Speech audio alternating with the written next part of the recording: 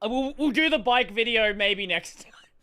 I'm just gonna say the bike video next time until whenever. Yeah, no, I did see that. Thanks for that. Yeah. I've already promised Ike I was gonna mess around with, what do you call it? What's it called now? We shall never witness the bike vid 07. Maybe next time. I do want to watch the bike vid. I just keep forgetting to. No, he changed the name. What did he rename it to? Is it Aaron or something?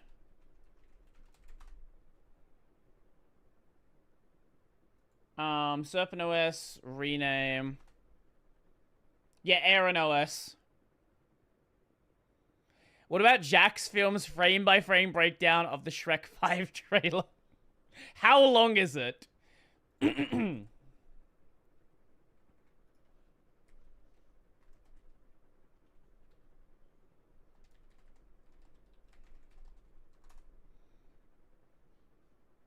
It's 20 minutes long.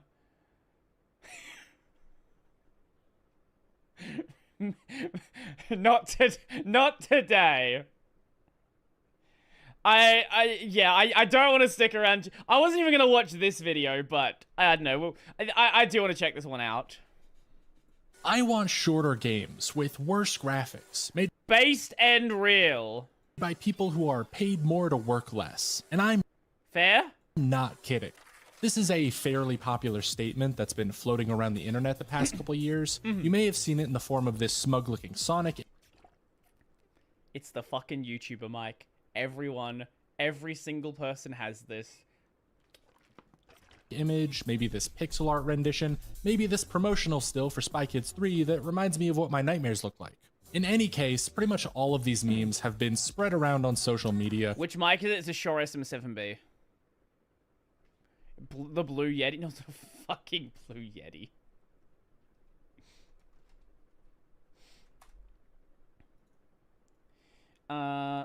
It is. Am I logged into my account? I don't want to dox myself. Now we're fine. Shure SM7B. This is the Australian price. I think it's like 400, 500, US. Usually to a decent amount of virality. After all, the tweet that originated the phrase has I'm aware I have the mic. That's the joke. Everyone fucking has one. tens of thousands of likes, and different variations of it still pop up here and there to start some discourse. The whole movement, I guess you could say, has sort of grown a mind of its own. In fact, Itch.io, a well-known indie game marketplace, Expensive ass mic? You know what you're talking about.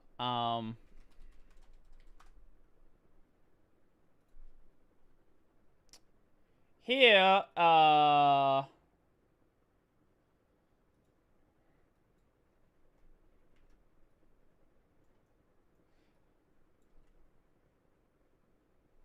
he's gonna load a picture?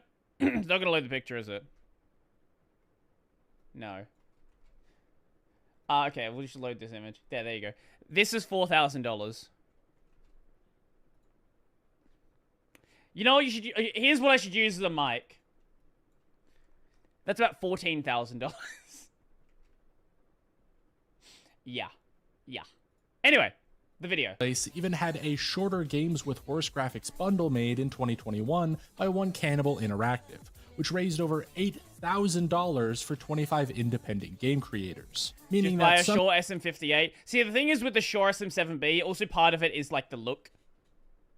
Like if you're doing VTuber stuff, no one cares. That's not an expensive mic. This is an expensive mic. Yeah. They get a people lot. didn't just like You can get and way share more the statement, expensive. but actively put their money where their mouth is. And that's pretty interesting to me, because on the face of it, this meme is quite contrarian. The point being made is very sarcastic, even going so far as to say games should be worse in some way, which seems like a controversial stance for someone to have. I don't necessarily think worse graphics means worse. The problem that you have with companies that are like hyper-focused on graphics, and you see this a lot in like AAA games, if I watch a trailer and there is any mention of, here's how we did our mocap, here's how we did our face tracking. Here's how we modeled the artist's face, and then, like, I don't know, do whatever they want to it. I just check out. If I watch a game trailer and the first thing is not, here's the game, I don't care. I do not care about your game. Focus on the game. I don't care how realistic the fucking leaves move. Or, like, you know, the fish. They're like fucking, they're like the fucking, what do they call it? The fins. The fins just flap. I don't care. Focus on the gameplay.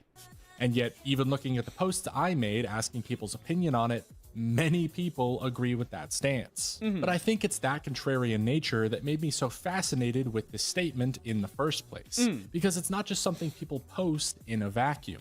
Agreeing with it doesn't just mean you don't like long games or good graphics. I mean, I'm sure some of you feel that way, but it's not what I see as— I think it's not even just a matter of long games. It's a matter of games that are long for the sake of being long. Right? You play a game and there's 100 side missions of collect bear asses. Like, I don't want to keep collecting bear asses. Just cut down on the content. And a great example of this that does it well is Yakuza, right? Yakuza doesn't have a bunch of useless sub-stories, which is their side missions. Most of them are well-developed, fun, interesting side material. Some of them aren't great, don't get me wrong. Not every one of them is, you know, Shurapipi, right? But most of them are entertaining.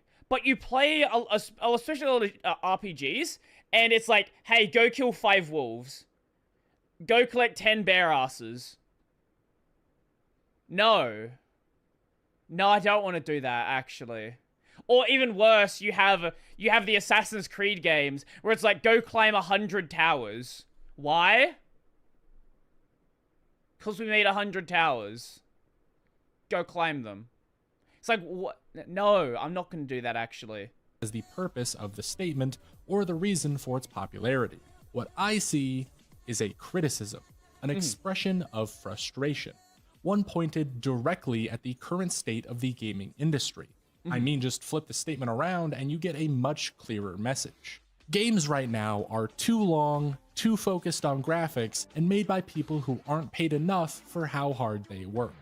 And I would disagree partially on this final point. I think the main problem isn't them not being paid enough. I think the problem is you have a lot of companies that are making projects that no one cares about. Because it's one thing to get paid little and work on something you enjoy. It's another thing to get paid little and then work on Ubisoft slop, right? Like, if you're making fucking, I don't know, you're making Assassin's Creed Brotherhood. You're making Far Cry 3. You're making Jak and Daxter, the Precursor Legacy, right? Those are games that are fun and had not been overdone. But once you've, like, done this, or Concord. Yes, you work on fucking Concord. I cannot believe for a second that there was nobody at the studio who didn't realize that game was bad. That surely has to be the executives were in too deep and could not dig themselves out. There is no way that people building the game didn't know it was bad. Persona is good at that too. The side content is all related to another character's story and rewards you with skills for the RPG. Exactly, yes. And Persona benefits from the fact that there is, like, the time limit. So Persona can't have garbage content that doesn't matter because there is only a certain amount of time you have too much time to finish the game, don't get me wrong. Like, it's really hard to game over Persona, but you don't really have time to waste the player's time when, if you waste their time, they're just going to not do that content because there are things that are actually interesting to do with that limited time. And a lot of the Atelier games are like that as well. I'm not kidding. That, to me, is what people are agreeing with when they like and share this meme. That, to me, is why it has taken off so much. And it's what sparked my interest in making this video. because debates around video game length, video game graphics, and the well-being of developers have been going on since the dawn of time. They are topics that have individually been analyzed and argued to death on basically every platform. You've probably seen countless videos online discussing each one. Hell, I've wanted to make some myself. But instead of just doing that, I thought it might be a little bit... I just realized the entire stream, my mic was turned down by about 25%. Oops. better to cover them in combination, since doing so should reveal a lot more about what's going on.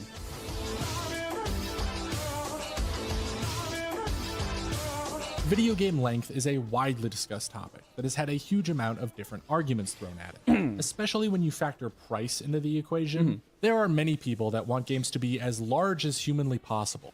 100-hour RPGs and 1,000-hour MMOs. 100-hour RPGs? That's a short game. That's a fucking short one. You mean 300 hours? And I get it, right? If you're gonna get like one game a year, you want a game to be long, right? But the problem is, when a game is really long, it's really fucking hard to fill it with meaningful content, right? Like, how many, what's a good example? How many Shura PPs can you make? How many pocket races can you make? How many, what's another, the Cabaret Club side story? How many of these can you make in one game world? And the answer is, I don't know. But it's sure not 300 hours of it. MMOs with infinite depth and replay value. After all, they do cost money, so you should be able to get as much content as possible from them. This has created a sort of measuring stick certain people use for a game's quality, where they compare the amount of hours of content to the price tag and only consider it worth it to play if the hour per dollar ratio is high enough. For example, Cult of the Lamb, a rather quaint... God, people metagame every fucking... This goes back to the video we watched yesterday. People metagame out the fun. Like, you... Stop focusing so... I get it. You have limited money. Right. Buy games on sale. Don't buy modern games. Just buy a game that's on a fucking 80% sale. But, like, this metagaming out every little thing. Yeah, no wonder you have problems. Base building dungeon crawler that looks like Animal Crossing Went to Hell famously had negative reviews from these people, complaining that the game was less than 20 hours to beat while carrying a $20 price tag. Oh no! The review that gained traction on Twitter notably compared it to Binding of Isaac, which they said was longer and therefore better. And what a fucking idiot. That first part is true. Cult of the Lamb is about 20 hours, whereas Binding of Isaac with every expansion just barely beats it with over 500. Because, you know, it's a roguelike game. That's main gameplay loop involves playing it over and over and over again. Yeah, the roguelike aspect of Cult of the Lamb is... It's sort of there as a vehicle for the town building. And what are we doing? Aussie gameplay? We're just react content. We ended off the stream fairly soon. But we were playing Ender Magnolia before. Slightly different abilities and upgrades and bosses and characters each time. Does that make it better, though? I would say not at all, because you might have a much better experience with 20 hours of Cult of the Lamb than you would with hundreds of hours of Isaac. I've not played Isaac. I need to do it at some point. Firmly puts me into the second camp. That being the people that prefer shorter games with more meaningful content. Usually, people fall into this camp because they don't have as much time to play longer games, or just don't enjoy spending hours grinding. Honestly, I think a lot of my thoughts on video game length are the same as my thoughts on open worlds. That being that I typically don't enjoy long games or large open worlds because the massive amount of content they boast is meaningless. It's reused, and if this is a game stream, I'm leaving, not to mention the channel name being Brodie on Games. Yeah, what did you think you were getting into when you showed up to Brodie on Games?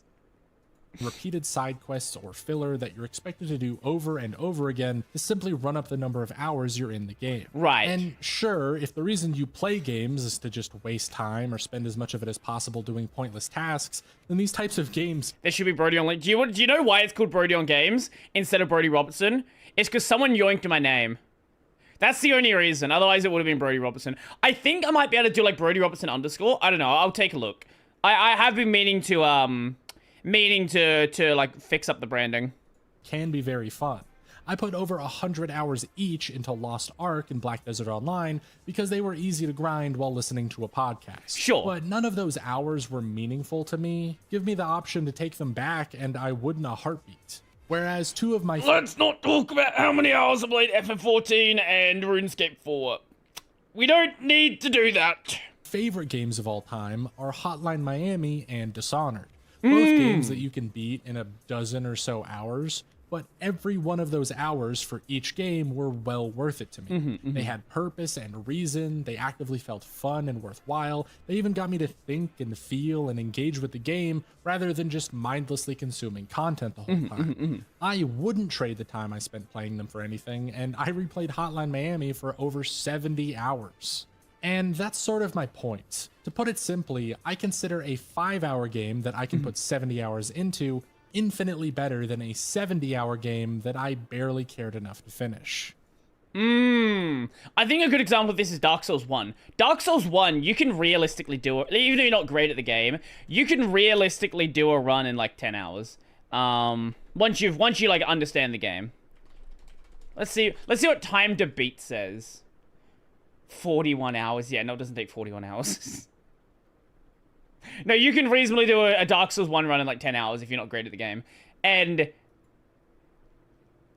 yeah, but like people have played it so much more because of it.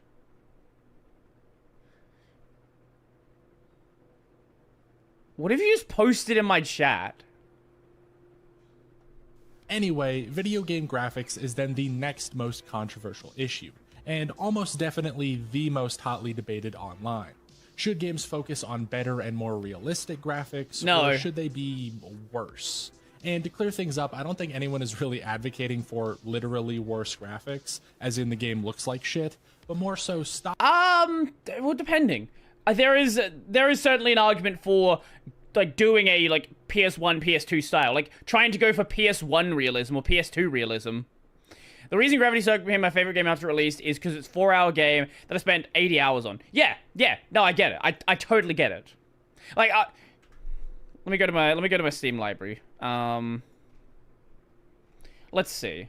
So, okay, I've only kind of just started playing TXR. What's a good example here? There's too many fucking games in here.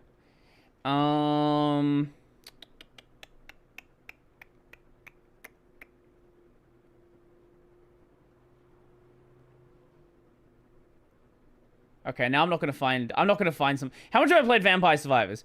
Like, this is a game where realistically it takes fuck all time to play. But like this game was like what, $5? Something like that.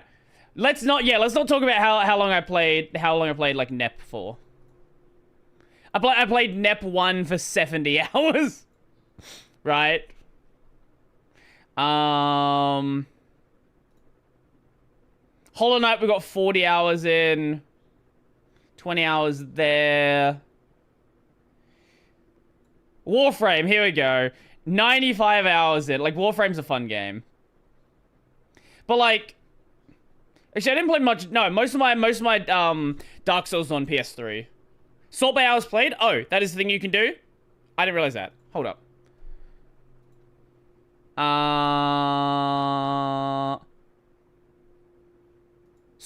Here we go. Wait. No. Eh? How do you do that? How do you sort by hours played?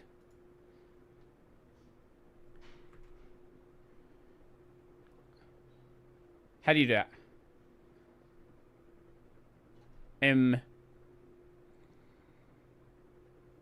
I don't know. Anyway. Moving on from that. Rather than just sitting here dealing with that, we're just moving on from that. Graphics that might not be as technically impressive. I mean, if you are someone who prefers their games to look... Like Kingdom Hearts 1 I played a lot of times. 3 lines next to search. That was filtering, not ordering. Terrible, more power to you, but I don't think that's what most people mean. And this argument, like the last one, is pretty subjective.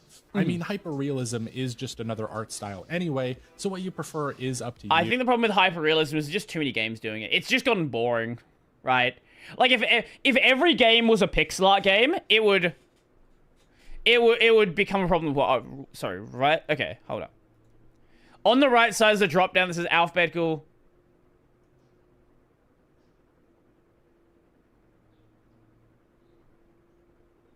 Wait, what?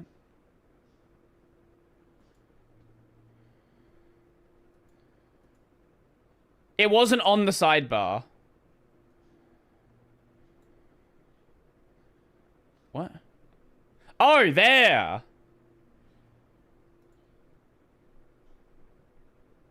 Okay,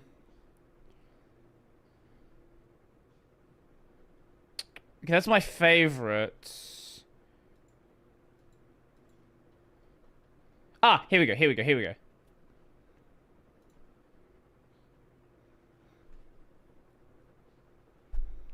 What's a good example? Stardew Valley. There you go. Stardew Valley is a great example. Or Dead Cells. Dead Cells is another great example.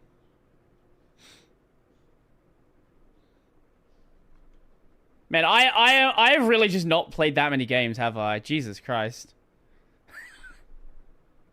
Soulstone Survivors is another really good example. What the fuck did I just get an achievement for? Whatever. I don't know how that happened. And people have different reasons for liking different things. But where a lot of the debate comes from is the people fighting to get games to be made in their preferred style. Or much more commonly, complaining that a game that does attempt to be technically impressive isn't impressive enough. There is a fairly substantial portion of the gaming community that seems to completely dismiss every game that isn't the most beautiful looking piece of software ever created. Those people are doesn't stupid. Push the graphical boundaries like Red Dead Redemption 2 did. Well, it's basically useless to them. Spider-Man PS4 got pretty notoriously attacked on social media for quote-unquote Puddlegate, where people were upset that the puddles from one of the early gameplay trailers looked better than the ones in the final release. I fucking hate mainstream gamers. I hate these people so much. I want nothing to do with these people. I just ban them from video games. This is, if I may be so bold, really stupid. Yes. It's a dumb controversy propagated by... There is this thing, like, if you go watch GTA 5 graphics videos, there is this trend of... Oh, I'm gonna, like, fucking put rain everywhere because rain is how... makes graphic good. People online whose opinions I don't really respect. But the controversy continues, with games like God of War Ragnarok being ripped on for not letting you cut down the trees, and Legend of Zelda Tears of the Kingdom getting called out for low-quality textures by ex-game developer David Jaffe, who had a mental break.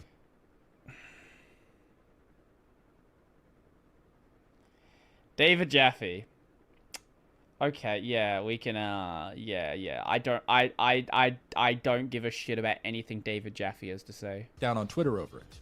Here's what his last game looked like, by the way. Even Spider-Man 2 has had another water-related debate stirred up when some genius pointed out that the water simulations aren't sufficiently realistic, to the point that people called for the game to be delayed and for developers to go through more crunch time, just so they could make the water look If you don't know who David Jaffe is, your life is better because of it. better.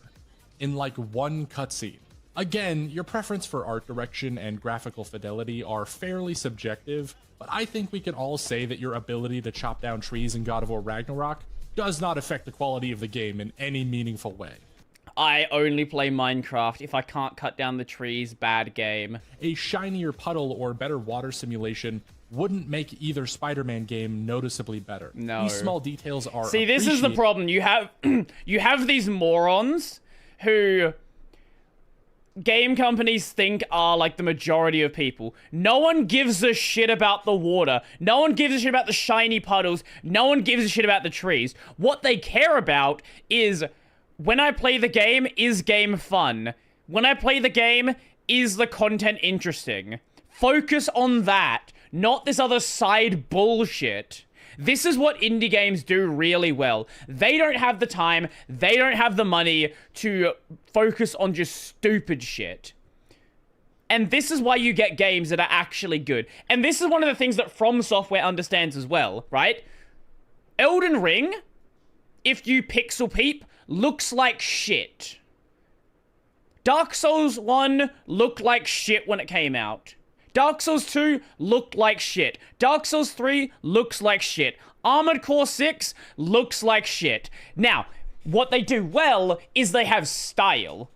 They have style and they have gameplay. And this is why From Software makes incredible games. When included and can enhance an already good experience, but just like with length, I do not play games to stare at textures and ray traced reflections. I play them to have fun. A factor Imagine that is not determined by how the game looks. And even the games that I do enjoy the visuals of tend to be those with strong art direction, not higher resolution. Yeah. Hollow Knight, Cuphead, Dead Cells, Hades. These are all beautiful games. Mega and on base. a technical level, their visuals aren't that sophisticated. But that obviously doesn't affect how good they look because they're so stylized. And even if the graphics of a game are objectively worse... Brodie, how do you feel about Sony wanting to buy From Software? They bought Kadokawa, didn't they? If the gameplay is fun or the story is engaging, I'll have a much better experience than I would with the shiniest new cinematic tech demo. Again, good visuals can make a good game better, but they can't make a bad game good. And now the third argument of this titular statement I'm breaking down is whether game developers should be paid more.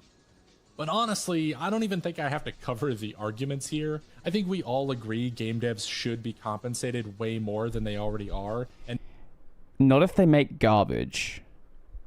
If you make shit games, I don't care if you, like, frankly, I don't care.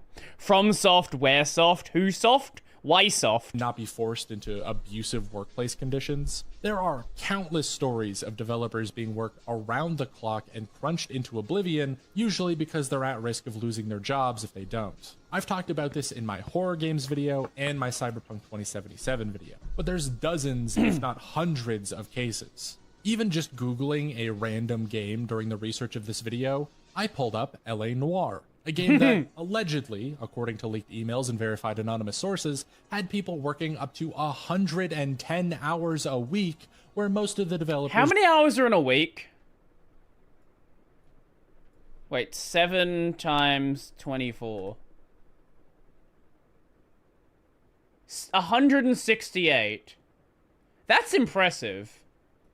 Were unpaid for that overtime, and dozens went uncredited on the final game because so many of them left before the final release. An investigation was launched into Team Brodie to try and uncover these very unethical working conditions, and they went bankrupt 2 months later. With the saddest part being that Team Brodie isn't even the worst case of this, just one of the few that got caught. However, ultimately, all these arguments within the titular meme are somewhat common sense. I've just given an explanation as to why they exist and why I agree with them, but that seems to be kinda it. Video game length and graphics are very subjective at the end of the day, even if some sides of the argument are made by complete morons. And discussions about development... Yeah. Puddles. Yeah. ...developer treatment are always good to have, but it's an incredibly uncontroversial opinion.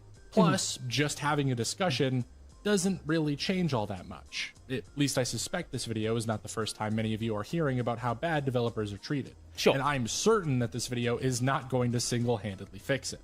So then, why did I make this video? Why am I talking so much?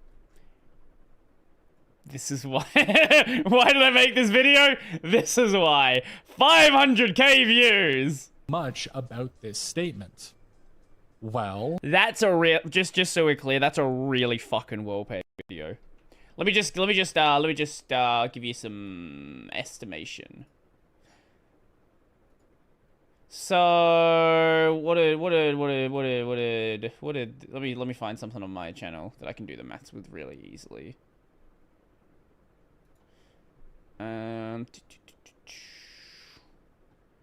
Yeah, that'll work, and let's go to there. So that's probably in the range of about $1,000 for that video. Somewhere like that. This and this, this statement. Well, this. I saw a copy of Forspoken the other day.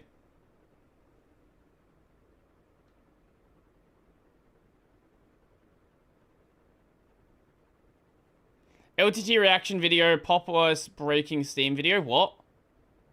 What are you saying?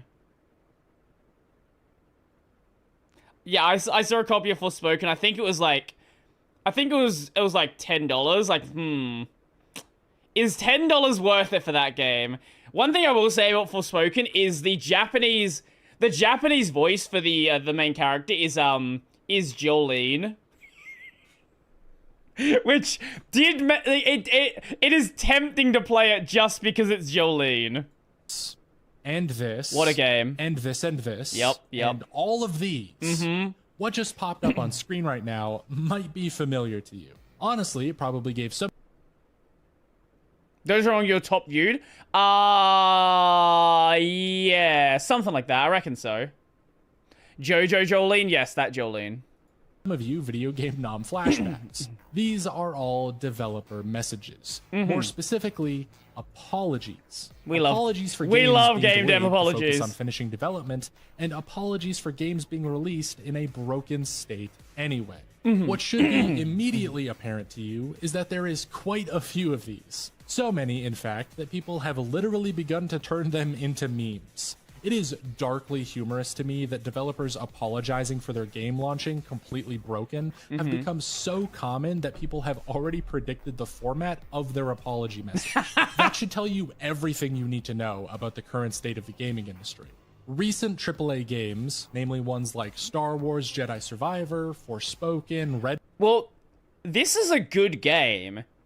It's just the performance was cooked. That's the only problem this game had.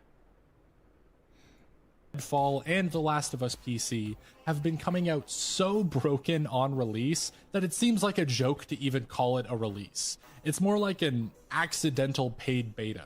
You could probably... Oh, speaking of release, did you hear that Assassin's Creed Shadows, like, the whole game got leaked? Like, people got copies early. Like, not just one guy. Like, a lot of copies have been circulating around.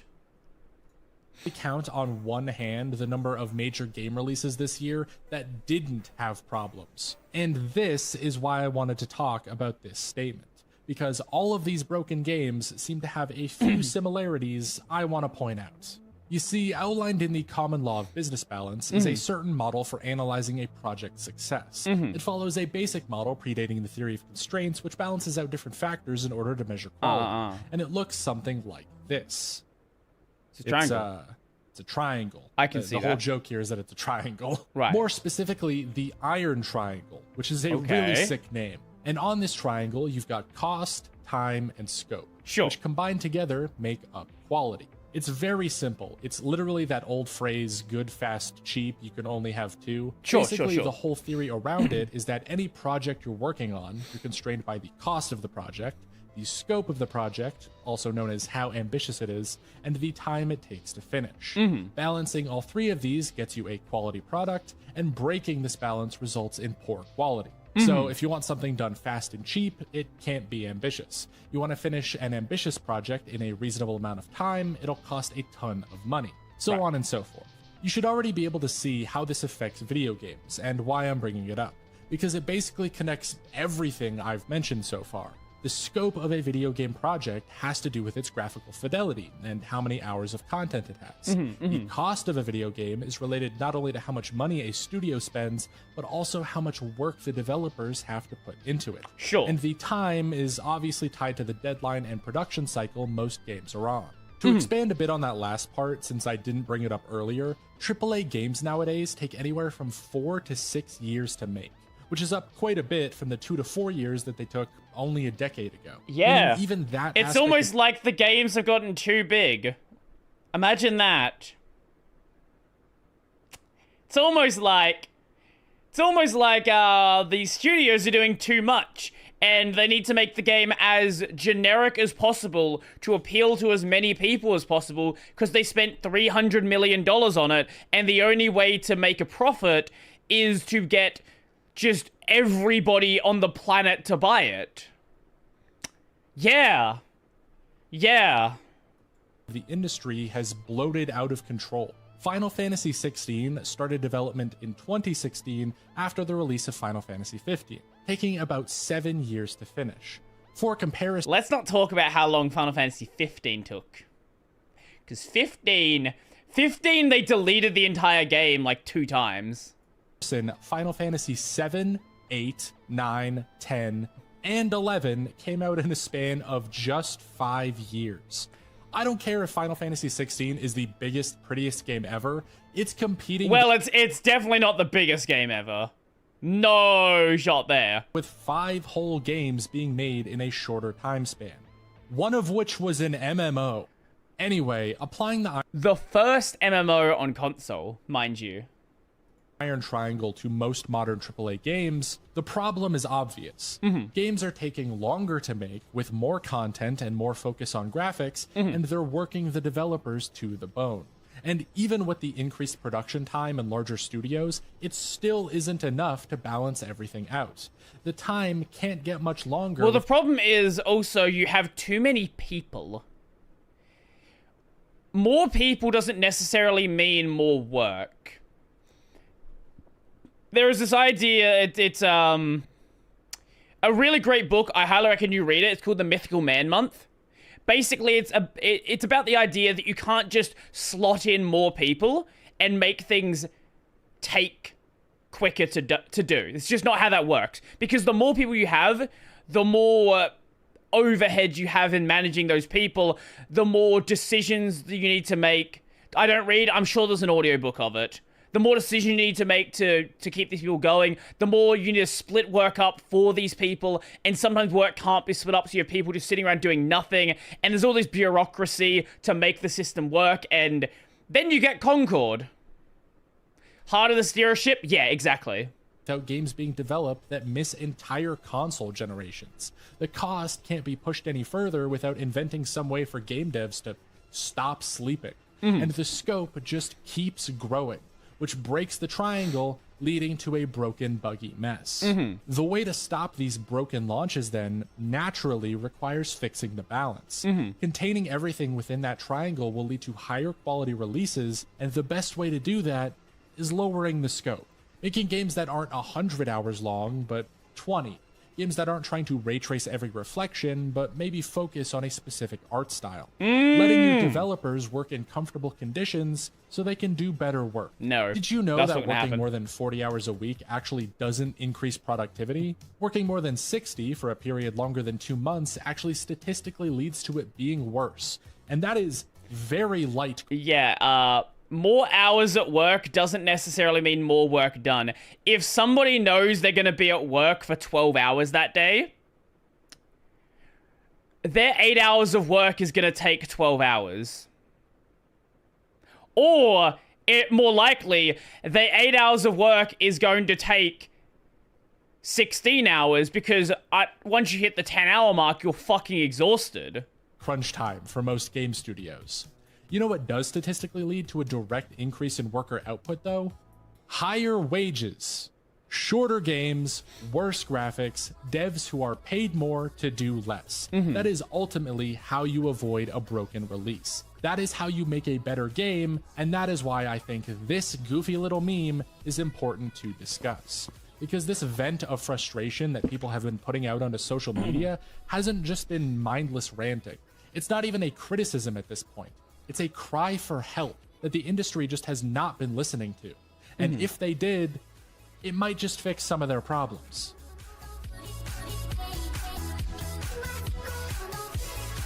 Oh, wait, the last 3 minutes is just Patreon reading. The message is pretty clear, and in most cases, the best thing someone like me can do is raise awareness and start a discussion. I don't hold any misconceptions that my YouTube channel is making any meaningful changes to a billion-dollar industry, but while my patrons scroll up the side of the screen here, I just want to spend this time talking action, if for no other reason than to further that discussion. The main way in which consumers of video games, like you and me, have power is through collective action. A single Don't buy bad video games. person not buying a game or criticizing a developer does nothing. But hundreds of thousands doing so has led to companies reversing things like microtransactions and loot boxes in the past. I've even talked about examples of that happening in my video game monetization video. And in extreme cases, companies have even faced legal action due to their own poor practices. Remember, CD Projekt Red was sued by their own investors for lying about the state of Cyberpunk 2077 before launch, and they lost the lawsuit. There is a precedent that with enough people and energy behind something, we the consumers can fight these corporate behemoths. For example, speaking the problem is gamers are one good cinematic away from fucking giving up. Every gamer boycott is one cinematic away from being over. Specifically on the problems with developer treatment, there is thankfully an organized effort being pushed already. Now the problem is a lot of fucking AAA studios can't even make a good cinematic, so, you know. That being the unionization of game devs. Quite simply, I think every AAA game studio needs to unionize. The sooner the better. Unionization of game devs would not only allow a legal mandate for paid overtime, but also a limit on the amount of crunch the developers would have to endure. And a stop to all of the abusive workplace environments that places like Blizzard or Riot have made commonplace. Not only that, more union members has been shown to directly link to higher wages for even non-union workers in the same industry. Ultimately, unions are created to help workers and secure their rights. That's literally why they exist. And I'll be linking some information related to them in the description. Honestly, with the television and movie industry currently facing the WGA and possibly SAG-AFTRA strikes, the video game industry has more power than ever to push for a fairer working environment. But that's about all I can offer. Like I said, I don't think my small YouTube channel is going to fix anything, certainly not in a video about a Sonic the Hedgehog meme, but I want to open a conversation about larger change because who knows what can happen. As always, thanks for watching. I'll see you next time. I was gonna go like way earlier, and now it's almost the time I finish normally. I didn't need to go, but I didn't get much sleep, so I wanted to end off earlier, and now we didn't end off earlier, so now we're here. That was a good video. I enjoyed that. I'll send you guys the link to it as well. Go sub to the channel. I pretty much agree with most of the points he made here. I would like games where the developers are more focused on something. Just focused, right? This is the problem. These games that are trying to be everything and they fail. They try to be everything and fail at doing so at the same time. Raid Kylo? Yeah, I saw that both Kylo and Nova were live. I'll probably send you guys over there to one of them. I don't know if Nova's still up though. Yeah, I'll send you guys over to. Oh, Kylo's playing. Is that GU? Yeah, he's playing GU. Yeah, that was a good video. I would like video games where, you know, I miss the days of, you know, you would get a Jack and Daxter, right? Like, you don't really have games like that. Smaller scale games from big studios. Everything has to be some giant project that costs $100 million to make. And I'm kind of sick of it. I really am.